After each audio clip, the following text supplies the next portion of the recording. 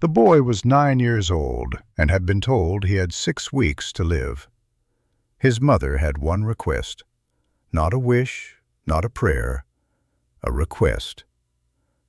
She wanted him to meet Michael Jackson.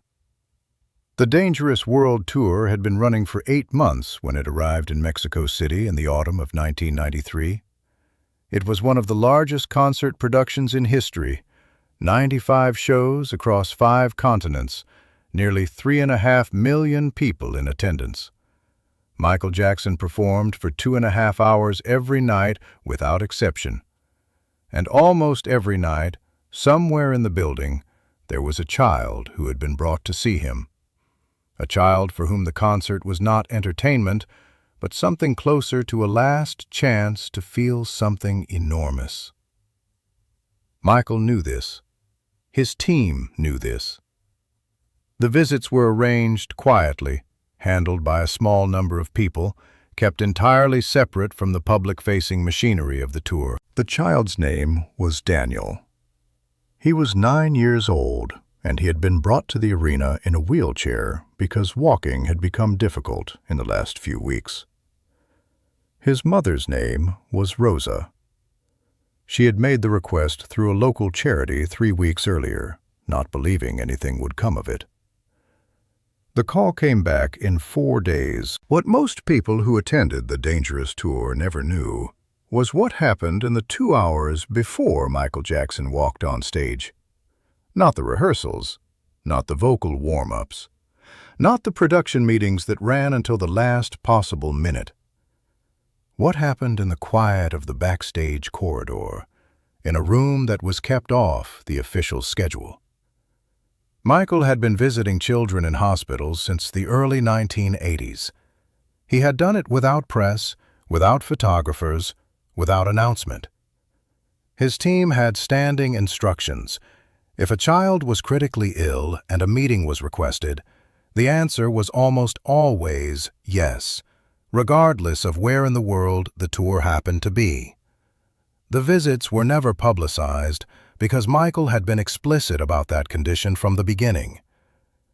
He had said more than once that the moment a sick child became a photo opportunity, it had stopped being about the child. So there were no cameras, no statements, no press releases. Just a room, a child, and whatever time was available before the show began. On the night Daniel came backstage, Michael had 90 minutes before he was due on stage. He gave Daniel 40 of them. Daniel had been diagnosed 8 months earlier.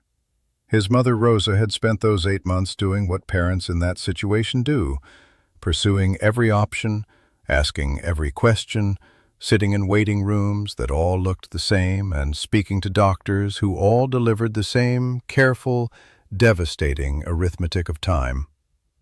By the time the tour arrived in Mexico City, the arithmetic had become specific. 6 weeks, perhaps 8. The disease had progressed past the point where the treatments that had slowed it could continue to do so. Daniel knew he was sick. He was 9 years old, and he understood more than the adults around him wanted him to understand, which was, Rosa later said, one of the most frightening and quietly magnificent things about him. He had asked in the weeks before the tour arrived if he could go to the concert. Not to meet anyone, just to hear the music. Rosa had made the request for the backstage meeting without telling him. She wanted it to be a surprise, and she was afraid that if she told him and it didn't happen, she would have taken something from him she couldn't give back. When the call came confirming the meeting, she sat in the kitchen for a long time before she went to tell him. She was still crying when she knocked on his door. The arena was already full when Rosa and Daniel arrived through the side entrance. 60,000 people. The sound of the crowd audible even from the loading dock, a low, continuous roar that seemed to come from the building itself. A coordinator led them through a series of corridors that felt nothing like the public face of a concert.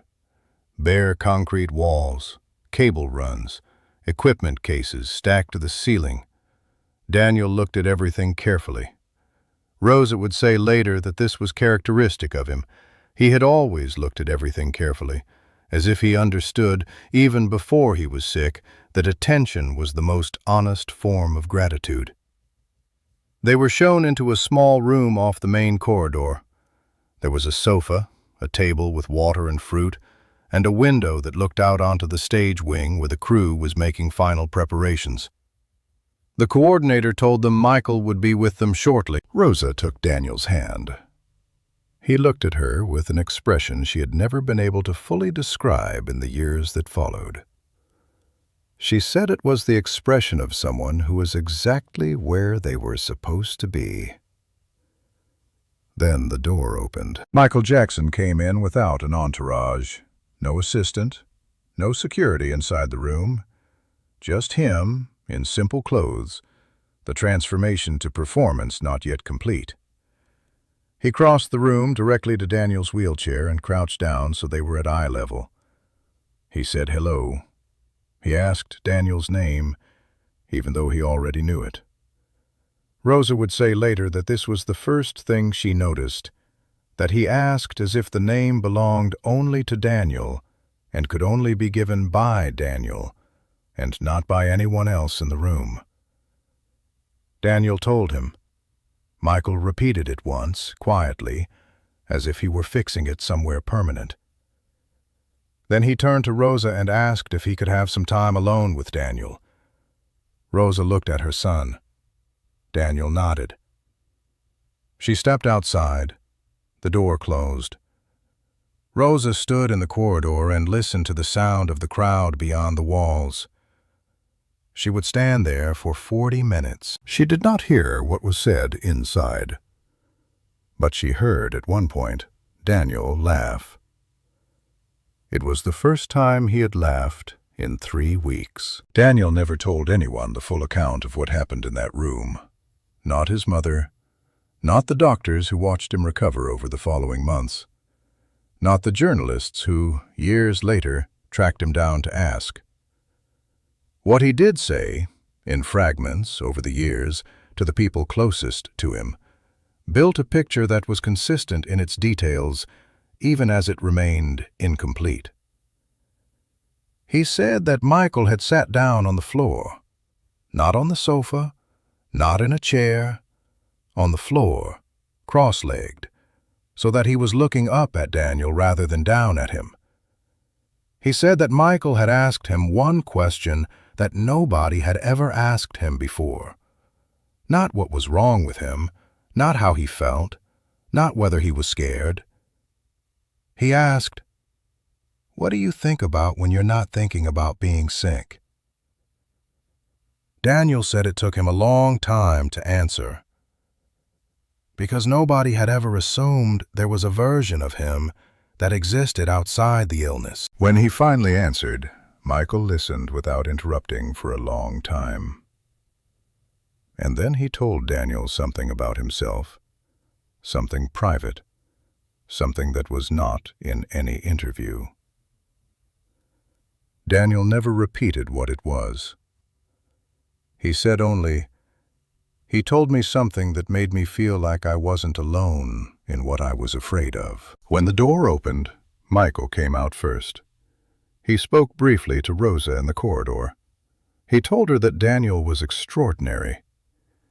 He said it the way people say things they mean completely, without performance, without the hedging that public figures usually wrap around their words when speaking to strangers. Then he went to prepare for the show. Rosa went back into the room. Daniel was sitting exactly where she had left him, hands in his lap. She asked him how it was. He looked at her for a moment. Then he said, "I think I want to go home and eat something." It was the first time in 3 weeks that he had asked for food. They stayed for the concert. Daniel watched the entire show from a position just off stage, close enough to feel the sound in his chest, close enough to see Michael's face when he turned toward the wing. At one point during the show, Michael turned exactly toward the spot where Daniel was sitting. Rosa could not be certain it was deliberate. But Daniel raised his hand, and Michael nodded. The doctors had no explanation. In the weeks following the concert, Daniel's condition, which had been charted on a trajectory that everyone in the medical team had agreed was irreversible, began to change. Slowly at first, then with a consistency that moved from remarkable to undeniable. 6 months after the night at the arena, he was out of the wheelchair. A year after that, he was back in school. The medical team documented the recovery carefully.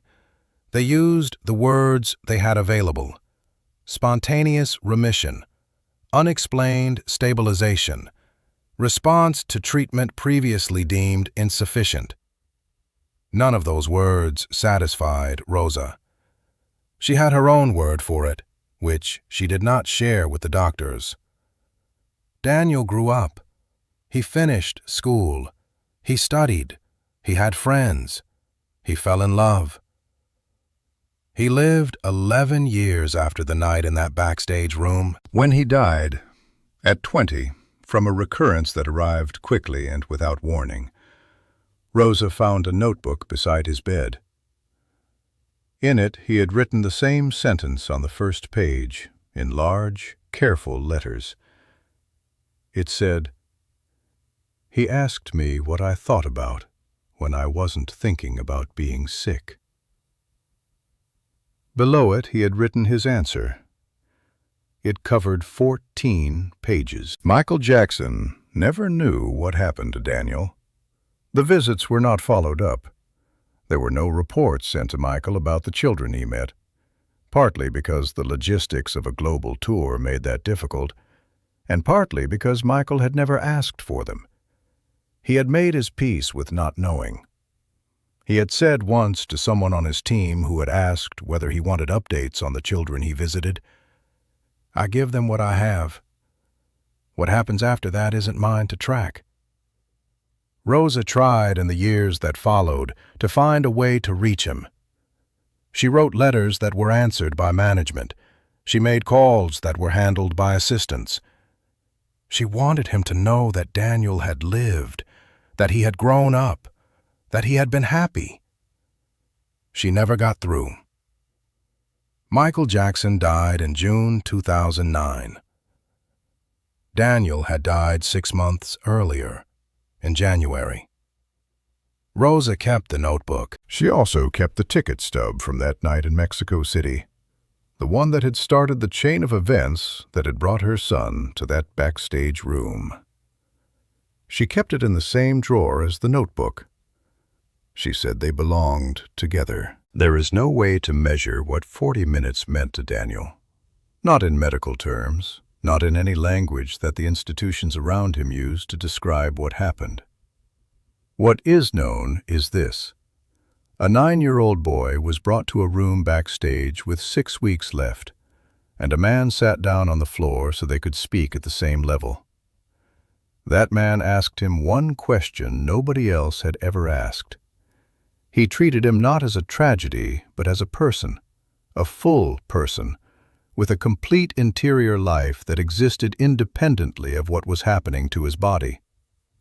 And something in Daniel that had been closing began, in the weeks that followed, to open again. Michael Jackson did not save Daniel's life. The disease that had been taking him came back eventually and took him. But between that night in Mexico City and the morning in January when Daniel died, there were 11 years. 11 years of school and friendship and love, and 14 pages in a notebook. That is what 40 minutes looked like from the outside. Nobody knows what they looked like from the inside, except Daniel and Michael. And neither of them is here to say. If this story moved you, subscribe to this channel. Every week we bring you the moments behind the music that history almost forgot. Share this video with someone who needs to be reminded that real presence is the rarest thing one person can give another. And leave a comment. Has someone ever made you feel seen in a way that changed something? Michael Jackson's legacy is not just the music. It is the rooms nobody photographed, the names nobody recorded, the children nobody wrote about. Daniel was one of them. Now you know his name.